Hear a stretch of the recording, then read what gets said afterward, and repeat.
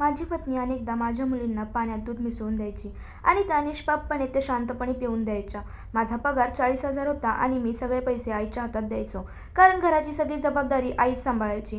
पण मला नेहमी जाणवायचं की आई घरातील जवळजवळ प्रत्येक वस्तूवर कुलूप लावून ठेवते. एकदा मी कामानिमित्त दुसऱ्या शहरात गेलो. काम अपेक्षेपेक्षा लवकर संपलं, म्हणून कोणालाही न सांगता मी घरी परतायला निघालो. रस्त्यात मला एक दृढ दृश्य दिसले. माझे पाय थबकले. माझी मुलगी भिकाऱ्यांसोबत बसून रोटी मागत होती. मी धावत तिच्याकडे गेलो आणि रागाने विचारलं, तू इथे काय करतेस? माझी मुलगी रडत म्हणाली की बाबा, आईला खूप भूक लागली आहे. आईची तब्येतही ठीक नाही. हे ऐकताच माझ्या छातीत धडधड वाढली. मी घाईघाईने घरी पोचलो आणि बिछाण्यावर पडलेल्या माझ्या पत्नीला पाहतच माझे भान हरपले. कधीकधी आयुष्य आपल्याला एक कडू सत्य हळूहळू शिकवतं. आपण ज्या लोकांना आपलं सगळं जग समजतो, ज्यांना आपल्या प्रत्येक आनंद-दुःखापेक्षा वर ठेवतो, तेच कधीकधी आपल्याला सर्वात जास्त दुर्लक्षित करतात. नात्यांमध्ये प्रेमाचं मोजमाप नसतं, पण तेच प्रेम जर सवय बनलं तर समोरच्याला त्याची किंमत राहत नाही. कदाचित माझं आयुष्यही ह्याच सत्याचं उदाहरण होतं. आमच्या घरातही परिस्थिती सुरुवातीला सोपी नव्हती. आई खूप संतापली होती. तिला वाटलं होतं की मी तिची मान खाली घातली आहे. अनेक दिवस तिनं साक्षीशी बोलणं बंद केलं. टोमणे, शांतता आणि कडू शब्द हे सगळं आम्ही सहन केलं. पण वेळ जसा जसा पुढे गेला तसं तसं आईचा रागही कमी झाला. कदाचित तिला माझ्या हट्टापेक्षा माझ्या प्रेमाची खरी भावना समजली. हळूहळू तिनं साक्षीला सुनेच्या रूपात स्वीकारलं. लग्नानंतर काही वर्षांनी आमच्या आयुष्यात एक छोटासा प्रकाश आला. आमची मुलगी माधुरी. गोलमटोल चेहरा, मोठे मोठे डोळे आणि वयापेक्षा जास्त समजूतदारपणा. तिला हातात घेतलं आणि दिवसभराचा थकवा आपोआप नाहीसा व्हायचा. साक्षीची दुनिया देखील तिच्या दोन्ही मुलींमध्येच सामावली होती. घर, मुली आणि आई सगळं ती कोणतीही तक्रार न करता सांभाळत होती. एके रात्री अचानक माधुरी झोपेतून उठली आणि निरागस आवाजात म्हणाली, बाबा, मला भूक लागली आहे. मी तिला जवळ घेतलं. ती माझ्या गळ्यात बिलगून हसू लागली. माझ्या बोटांशी खेळू लागली. साक्षी घाईघाईने उठली आणि म्हणाली की ती लगेच फिडर आणते आणि मी शांतपणे सांगितलं की इथेच दे, मीच तिला पाजतो. माझी मुलगी माझ्या कुशीत पडली होती. तिच्या खळखळून हसण्याने सगळं खोलीत आनंद पसरला होता. साक्षी ही माझ्याजवळ येऊन आडवी झाली. तिनं फिडर खिडकीजवळ ठेवलं. थोड्या वेळानं माधुरीनं फिडर मागितलं तर साक्षी प्रेमाने म्हणाली की आधी आपल्या जागेवर जाऊन झोप. मग पिऊन ते माधुरी माझ्याकडे गोडपणे पाहत माझ्या कुशीत खाली उतरली आणि तिच्या छोट्या चारपाईवर जाऊन आडवी झाली. मी नकळत म्हणालो की तू इथेच दिलं असतं तर बरं झालं असतं. तिला माझ्याजवळ बसायला आवडतं. साक्षी हलकसं हसली आणि म्हणाली की एवढ्या लहान वयात किती समजूतदार झाली आहे. प्रत्येक प्रश्नाचं उत्तर तयार असतं तिच्याकडे. आपल्या बाबांना नखरे दाखवते आहे. आम्ही दोघेही हसू लागलो. दुसऱ्या दिवशी सकाळी मी लवकर कामावर निघालो. जाण्यापूर्वी मी माझा सगळा पगार आईच्या हातात ठेवला आणि सांगितलं की घरचा सगळा खर्च तुम्ही सांभाळा. साक्षीला जे काही लागेल ते तिला घेऊन द्या. मग मी साक्षीकडे पाहून म्हणालो की तुला काही हवं असेल तर आईला सांग. साक्षी काही न बोलता फक्त हलकसं हसली. पण त्या हसण्यामागे दडलेलं दुःख माझ्या नजरेतून सुटलं नाही. नेहमी मजबूत दिसणारी ती स्त्री त्या दिवशी थोडी तुटलेली वाटत होती. संपूर्ण दिवस कामात मन लागत नव्हतं. मनात सतत अस्वस्थपणा होता. जणू काहीतरी चुकीचं घडत आहे, पण मला ते समजत नव्हतं. संध्याकाळी मी अचानक घरी परतलो. आई बाहेर गेली होती आणि साक्षी घरकामात गुंतली होती. धुण्याचं यंत्र सुरू होतं. मला पाहताच ती थोडी दचकली आणि आनंदाने म्हणाली की आज तुम्ही इतक्या लवकर कसे आलात? मी हसत म्हणालो की आधी काम आटोप मग तयार हो. आज खरेदी करायची आहे आणि बाहेर जेवायलाही जायचं आहे.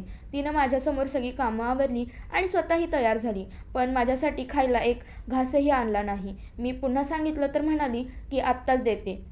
मी खोलीत बसलो होतो. आता माझा राग वाढू लागला होता. मला खायला मागून 20 मिनिटं झाली होती. पण साक्षी प्रत्येक वेळी तेच म्हणत होती की थोडा वेळ थांबा. भूक लागली आता, पोटात नव्हती. ती थेट डोक्यात गेली होती. मला वाटत होतं की माझी किंमतच उरली नाही. अचानक माझा संयम सुटला. मी रागाने जवळजवळ ओरडलो की तुझं डोकं ठिकाणावर आहे की नाही? तुझा नवरा इथे भुकेने बसला आहे आणि तू वारंवार थांबायला सांगत आहेस. मी तुझ्यासाठी इतकंही महत्त्वाचा नाही का? माझा आवाज ऐकताच साक्षी घाबरली. तिच्या डोळ्यात भीती स्पष्ट दिसत होती. पण माझा आतला राग थांबण्याचं नाव घेत नव्हता. मी कठोर आवाजात म्हणालो की मला आधीच कळलं असतं की लवकर घरी आल्यावर असा भुकेला बसावं लागेल तर मी कार्यालयातच शांतपणे जेवलो असतो. विचार केला होता की तुला आश्चर्य देईन, तुला आनंद होईल, पण तू तर माझा सगळा मूडच खराब केला. साक्षीनं लगेच स्पष्टीकरण देत शांत आवाजात सांगितलं की तुम्ही चुकीचं समजत आहात. मी रागाने लांबुंद होत म्हणलो की नाही, मी अगदी बरोबर समजतो आहे. आजकाल तू घरच्या कामात इतकी गुंतून राहतेस की तुला नवऱ्याची किंमतच नसते. काळजीही नसते. खरं तर भुकेमुळे माझा राग आणखी वाढला होता. काहीही विचार न करता मी थेट स्वयंपाकघराकडे चालू लागलो. तेवढ्यात साक्षी घाबरून माझ्यासमोर येऊन उभी राहिली आणि माझा रस्ता अडवत म्हणाली की तुम्ही स्वयंपाकघरात जाऊ नका, मी लगेच देते. तिची अशी अवस्था पाहून माझा राग अजून वाढला. मी तिचा हात बाजूला केला आणि सरळ स्वयंपाकघरात गेलो. पण आत पाऊल टाकताच माझ्या पायाखालची जमीन सरकली. फ्रीज, धान्याची कपाटं, डाळ, तांदळाचे डबे, प्रत्येक गोष्टींवर कुलूप होतं. कुठलीही वस्तू उघडी नव्हती. स्वयंपाकघरात खाण्यासाठी काहीच नव्हतं. साक्षीचा चेहरा फिकट पडला. तिनं मान खाली घातली आणि अगदी मंद आवाजात म्हणाली की कुलपं मी लावलेली नाहीत, आईंनी लावली आहेत. चाव्या त्यांच्याजवळच आहेत. तिथे शब्द ऐकताच माझ्या आत काहीतरी तुटल्यासारखं वाटलं. ती पुढे शांतपणे म्हणाली की म्हणूनच मी तुम्हाला थांबवत होते. मला वाटलं होतं की आई आल्यावर तुम्हाला जेवण देईन. माझ्या मनात फक्त एकच प्रश्न घुमत होता, आई स्वयंपाकघरावर कुलूप का लावते? मी कठोर आवाजात विचारलं की पण आई असं का करतात? साक्षीनं थकलेल्या हसण्यासह उत्तर दिलं की मलाही माहीत नाही. आई आल्यावर तुम्हीच त्यांना विचारा. असं म्हणत ती स्वयंपाकघरातून बाहेर गेली. तिच्या आवाजात थोडासा रागही जाणवत होता. आयुष्यात पहिल्यांदाच ती माझ्याशी अशा स्वरात बोलली होती. जिचा आवाज मला नेहमी गोड वाटायचा तो आज कडू वाटत होता. मी अस्वस्थ होऊन आईची वाट पाहू लागलो. थोड्या वेळानंतर आई घरी परतली. मी कोणताही प्रस्तावना न करता थेट विचारलं की आई स्वयंपाकघरातील प्रत्येक वस्तूंवर कुलूप का लावलं आहे? खाण्यासाठी सुद्धा काही उघडं ठेवलं नाही. तुम्ही कोणापासून लपवत आहात? माझ्या प्रश्नाने आईने स्पष्टपणे घाबरली. विषय बदलण्याचा प्रयत्न करत त्या चिडून म्हणाले की आज तू खूप लवकर आलास. त्याचं उत्तर ऐकताच माझ्यात पुन्हा रागाची ठिणगी पेटली. मी कठोर आवाजात म्हणालो की का? मी माझ्या घरीच लवकर येऊ शकत नाही का? त्यासाठी मला तुमची परवानगी घ्यावी लागेल? आणि मी जो प्रश्न विचारतो आहे त्याचं उत्तर द्या. विषय वळवू नका. माझ्या आवाजात कडकपणा होता. आईची नजर क्षणभर साक्षीकडे गेली. मग त्यांनी तिच्याकडे बोट दाखवत म्हणाल्या की हे सगळं तुझ्या बायकोमुळेच घडत आहे. आई पुढे बोलताच राहिली की म्हणूनच मला असं करावं लागलं. ती म्हणाली की तुझ्या बायकोला आजकाल लोकांवर खूप दया येत आहे. मी साक्षीचं नाव घेताच आई अधिकच चिडली. त्या म्हणाल्या की ही गोष्ट फक्त गरिबांपुरती नाही, आता तर शेजाऱ्यांबरोबरही असंच करते. शेजारची एखादी स्त्री आली की कधी पीठ, कधी डाळ, कधी साखर, कधी मीठ, तर कधी कधी तर पूर्ण डबाच देऊन टाकते. मी तिला किती वेळा समजावलं पण तुझी बायको काही ऐकायलाच तयार नाही. असं आई रागाने साक्षीकडे पाहत होती. साक्षी काही बोलणार इतक्यातच आई तिला थांबवत कठोर आवाजात सांगितलं की गप्प बस. हे सगळं तुझ्यामुळेच होत आहे. जर तुला अशी सवय नसती तर मला स्वयंपाकघराला कुलूप लावण्याची वेळ आली नसती. वरून माझ्या मुलालाही इतका वेळ भुकेला बसावं लागलं. आईचे शब्द जणू बाणासारखे थेट साक्षीवर आदळत होते. मी हे सगळं पाहत होतो आणि मला स्पष्ट जाणवलं की मी हा विषय अजून वाढवला तर आईचा सगळा राग साक्षीवरच निघेल. म्हणून मी इथेच विषय थांबवणं योग्य समजलं. मी काही न बोलता आईच्या हातातून चाव्या घेतल्या आणि सरळ स्वयंपाकघरात गेलो. फ्रीज उघडताच मला रसाचा एक डब्बा दिसला. मी पटकन एका ग्लासात रस घेतला आणि जवळजवळ एका घोटातच संपवला. थंड रस घशातून खाली उतरताना शरीराला थोडा दिलासा मिळाला. संध्याकाळ होता आणि घरात एक विचित्र शांतता पसरली. मी सोफ्यावर बसून मोबाईल पाहत होतो. तेवढ्यात माधुरी माझ्याजवळ येऊन उभी राहिली. तिच्या हातात रिकामी वाटी होती. तिनं काहीही बोललं नाही, फक्त माझ्याकडे पाहत राहिली. त्या नजरेने शब्दापेक्षा जास्त काहीतरी होतं. ती लगेच एक सफरचंद घेतलं आणि त्याचे छोटे छोटे तुकडे करून तिला दिले. माधुरीनं एक तुकडा तोंडात टाकला आणि दुसरा आधीच हातात धरला. तिचे हात थरथरत होते. जणू बराच वेळ काही खाल्लं नव्हतं. थोड्याच वेळात दुसरी मुलगीही आली. दोघींनी सफरचंद खाल्ले आणि जणू ही रोजची गोष्ट नव्हती, तर अचानक मिळालेला खजिना होता. ते दृश्य पाहून मला विचित्र वाटलं. मनात अस्वस्थपणा दाटून आला. मी थेट साक्षीकडे वळून पाहिलं की तू त्यांना थांबवत का नाहीस? मुलांना अशी सवय लावलीस तर उद्या कुठेही त्यांची अब्रू राहणार नाही. अन्नही नीटपणे सवयीने खायचं नसतं. माझा आवाज फार मोठा नव्हता पण कडक नक्कीच होता. साक्षीनं माझ्याकडे पाहिलं आणि लगेच नजर खाली केली. ती शांतपणे म्हणाली, ठीक आहे, पुढे मी लक्ष देईन. तिच्या चेहऱ्यावर कोणतीही सफाई नव्हती, फक्त थकवा होता. जणू सतत लढत राहून ती पूर्णपणे थकून गेली होती. त्या दिवशी मी मुद्दाम लवकर घरी आलो होतो. मनात होतं की सगळ्यांना बाहेर देऊन वातावरण थोडं बदलून द्यावं. मुलांची हट्टे पूर्ण होतील आणि साक्षीचाही मूडही बदलेल. रात्री आम्ही परत घरी आलो तेव्हा घरी आई होती. बाहेरून आणलेलं अन्न पाहताच त्यांनी न बघता सांगितलं की इतका खर्च करण्याची सवय बरोबर नाही. आई म्हणाली की आज मुलांवर खर्च करशील पण उद्या त्यांच्यावर जबाबदाऱ्या वाढतील. प्रत्येक आनंद बाजारातून आणता येत नाही. त्या शब्दानंतर घरात पुन्हा शांतता पसरली. माधुरी जेवताना ज्या पद्धतीने खात होती ते पाहून मला क्षणभर असं वाटलं की जणू तिनं कित्येक दिवस पोटभर अन्नच खाल्लं नाही. मनात एक प्रश्न नक्कीच उठला की या सगळ्याबद्दल मी साक्षीला विचारावं. पण दिवसभर मी तिला आधीच खूप काही ऐकवलं होतं, म्हणून पुन्हा काही विचारून तिच्या मनाला आणखी दुःख द्यावं असं मला वाटत नाही. हीच विचारांची गर्दी मनात घेऊन मी बाजूला वळलो आणि झोपून गेलो. पण रात्री साधारण 3च्या सुमारास अचानक माधुरी जोरजोराने रडू लागली. तिला भूक लागली होती. मी लगेच साक्षीला हाक मारली. सांगितलं की बाळाला भूक लागली आहे. हे ऐकताच साक्षी उठली आणि म्हणाली की मी लगेच खाऊ घेऊन येते. असं सांगून ती सरळ स्वयंपाकघरात गेली. मला वाटलं होतं की लगेच परत येईल, पण बराच वेळ झाला तरी ती आली नाही. माझ्या मनात अस्वस्थता वाढू लागली. मी हळूच उठलो आणि स्वयंपाकघराकडे गेलो. दरवाजाबाहेरच उभा राहून मी आत डोकावून पाहिलं. आत जे दिसलं ते पाहून मी थबकलो. साक्षी एका छोट्या भांड्यात थोडंसं दूध ओतत होती आणि त्यात पाण्याची मोठी बाटली रिकामी करत होती. मग ते उकळायला ठेवलं. दूध उकळत असताना ती वारंवार डोळे पुसत होती. जणू काहीतरी दुःख मनात दडवण्याचा प्रयत्न करत होती. हे सगळं पाहून मी आधीच स्तब्ध झालो. मी शांतपणे तिथेच उभा राहून सगळं पाहत राहिलो. थोड्या वेळाने तिनं ते मिश्रण खाली उतरवलं, थंड केलं आणि बाटलीत ओतायला लागली. तेवढ्यात मी आत गेलो. मला पाहताच साक्षी दचकली. मी शांतपणे विचारलं की इतका वेळ का? बाळा बराच वेळ रडत होतं. ती लगेच म्हणाली की मी फक्त दूध गरम करत होते. आता थंड झालं आहे, लगेच देऊन येते. पण त्या क्षणी मला कळून चुकलं होतं की ती खरं बोलत नाही, कारण माझ्या डोळ्यांनी पाहिलं होतं की थोड्याशा दुधात ती भरपूर पाणी मिसळत होती. मी काहीही न बोलता तिच्या मागोमाग खोलीत गेलो. तिने मी पाहिलं की माधुरीला तेच बाटलीतलं दूध पातळ देत होती. त्या बाटलीत दूध नावालाच होतं, बाकी सगळं पाणी होतं. आश्चर्याची गोष्ट म्हणजे माधुरी ते अगदी आनंदाने पीत होती, जणू तिला रोज असंच दूध मिळत असावं. ते दृश्य पाहून माझ्या अंगावर काटा आला. त्याच क्षणी मी दिवसभर घडलेल्या सगळ्या गोष्टी आठवू लागलो. मुलींनी रस कसा झटकन संपवला, जणू त्यांना असं काही क्वचितच मिळत असावं. आता सगळ्या गोष्टी हळूहळू माझ्या मनात स्पष्ट होत्या. मला प्रचंड लाज वाटत होती आणि मनात खोल दुःखही होतं. मी महिन्याला 40,000 रुपये कमवत होतो. इतक्या पैशात माझ्या मुलांचं संगोपन व्यवस्थित होऊ शकतं. म्हणूनच मी दिवस-रात्र मेहनत करत होतो की माझ्या मुलांना कधी कोणत्या गोष्टीची कमतरता भासू नये. पण मी जे स्वतःच्या डोळ्यांनी पाहत होतो त्यावरून स्पष्ट दिसत होतं की माझी मुलं अगदी छोट्या-छोट्या गोष्टींसाठीही आसुसलेली होती. दुसऱ्या दिवशी सकाळी मी लवकर उठलो. माधुरी एक जुन्या तुटक्या खेळण्याशी खेळत होती. ते खेळणं इतकं मोडलं होतं की ते पाहून मला मन भरून आलं. त्या क्षणी माझ्या डोळ्यात जोराचा त्रास सुरू झाला. मनात एकच प्रश्न वारंवार फिरत होता, माझ्याच घरात नेमकं काय चालत आहे, ज्याची मला अजिबात कल्पनाही नाही. हा विचार करताच माझी अवस्था खूप वाईट झाली. मी लगेच स्नानगृहात गेलो. मनात होतं की आंघोळ केली तर कदाचित थोडं हलकं वाटेल. मला मात्र अजिबात शांतता मिळाली नाही. दुपारी कार्यालयात बसलो तरी तेच विचार पुन्हा पुन्हा डोक्यात फिरत राहिले. आता तर मला स्वतःवरच शंका येऊ लागली की मी एखाद्या मोठ्या सत्यापासून अभिन्न तर नाही ना. एवढं मात्र होतं की माझ्या घरात काहीतरी वेगळं घडत होतं. शेवटी मी ठरवलं की आता सगळं नीट पाहिलं पाहिजे. त्या दिवशी मी घरी परतलो तेव्हा आई आणि साक्षी दोघींच्याही चेहऱ्याचा रंग उडलेला दिसाला. जणू दोघीही माझ्यापासून काहीतरी लपवत होत्या. पण दोघींनीही काही न बोलता शांतपणे आपल्या आपल्या कामात लक्ष घातलं. संपूर्ण दिवस मी बारकाईने प्रत्येक गोष्ट लक्षात ठेवत होतो. त्या दिवशी घरात दूधवाला आला नव्हता हे माझ्या लक्षात आलं. जेव्हा जेव्हा माधुरीला भूक लागायची तेव्हा साक्षी दुधात पाणी मिसळून तिला द्यायची. आणखी एक गोष्ट माझ्या लक्षात आली.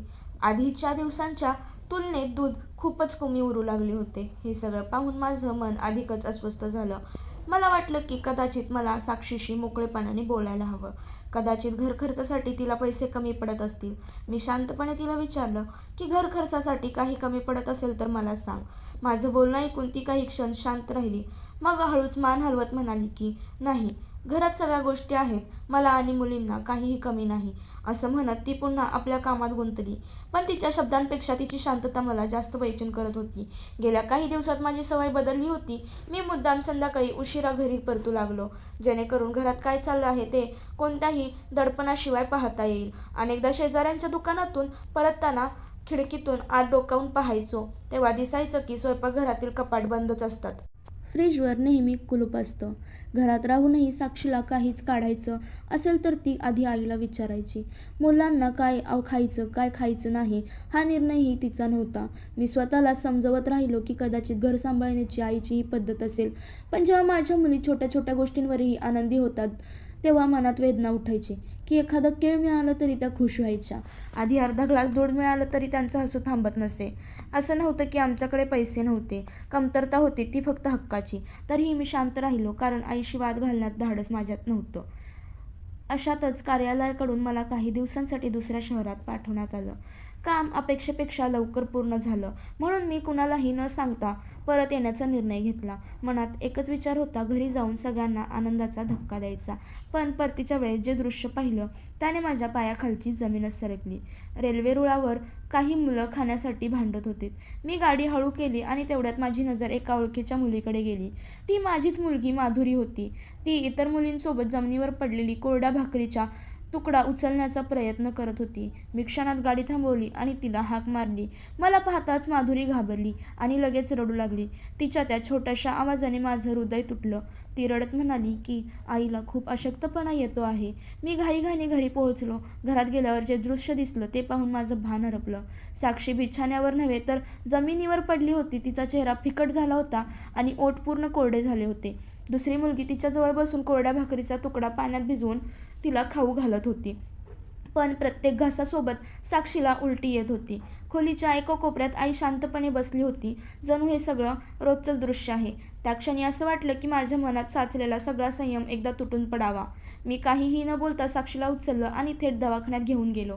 डॉक्टरांनी तपासणी करून सांगितलं की समस्या शरीराची नाही, तर त्या घराची आहे जिथे अन्नावर कुलूप लावलं जातं, जिथे भुकेला सवय समजलं जातं, जिथे एका आईचा हक्कही हिरावून घेतला जातो. आणि सर्वात मोठी चूक माझी होती, कारण सगळं पाहूनही मी इतका वेळ शांत बसलो होतो. त्या दिवशी घरी परतताना माझ्या मनात एक विचित्र पोकळी होती. बाहेरच्या जगात मी कधीच माझ्या कुटुंबाला कोणत्याही गोष्टीची कमतरता भासू दिली नव्हती. तरीसुद्धा माझ्याच घराच्या भिंतीच्या आत माझी पत्नी, माझ्या छोट्या मुली हळूहळू अशक्त होत होत्या. त्या संध्याकाळी मी बाजारातून भरपूर फळं, रस आणि गरम अन्न आणलं. मुलांसमोर ताट ठेवलं तेव्हा त्या आधी थोड्या थांबल्या. जणू त्यांना विश्वासच बसत नव्हता की आज खरंच पोटभर अन्न मिळणार. मी त्यांना स्वतःच्या हाताने खाऊ घातलं राहिलो आणि आत तुटत राहिलो. मुलं झोपल्यानंतर मी आईच्या खोलीत गेलो. त्यावेळी मी प्रश्न घेऊन नव्हे तर शांतपणे साक्षीची तब्येत आणि मुलांची अस्वस्थता सांगण्यासाठी गेलो होतो. आईने मात्र कटू स्वरात उत्तर दिलं की तुला काय वाटतं, मी हे सगळं विनाकारण करत आहे? मी या स्त्रीला कधीच स्वीकारू शकत नाही आणि या मुलींनाही नाही. त्यांचे शब्द ऐकून मी थक्क झालो. मी विचारलं की तुम्ही काय बोलत आहात? या माझ्याच मुली आहेत. आई कठोर आवाजात म्हणाली की मला शंका आहे. तिच्या आयुष्यात दुसरेही कोणी असू शकतं. कोणाला ठाऊक या मुली कोणाच्या आहेत? तेवढ्यात साक्षी ही खोलीत आली. ती थरथरत्या आवाजात म्हणाली की आई, देवाच्या नावाने तुम्ही माझ्याशी काहीही वागा, मला उपाशी ठेवा, अपमान करा, पण माझ्या मुलांच्या चारित्र्यावर प्रश्न उभा करू नका. या मुली तुमच्या मुलाच्याच आहेत. त्या क्षणी माझ्या मनात सुचलेला वर्षानुवर्षाचा राग एकदम फुटून बाहेर पडला. मी मोठ्या आवाजात विचारलं की हे तुम्ही काय बोलत आहात? तुम्हाला भान आहे का? आई लगेच म्हणाली की तुला आठवतं का, शेजारीण माधुरी, तिच्या सुनेच्या लग्नानंतर दुसऱ्या दिवशी संबंध निघाले होते. नंतर संपूर्ण वस्तीने त्यांच्यावर टीका केली होती. मी तेच पुन्हा घडताना पाहू इच्छित नाही. आईचं बोलणं ऐकल्यावर मी खोलीत श्वास घेतला. शांतपणे उत्तर दिलं की आई, तुम्ही जे काही बोलत आहात ते सगळं माझ्या पत्नीबद्दल नाही, ते फक्त तुमच्या मनात बसलेल्या शंकेचं प्रतिबिंब आहे.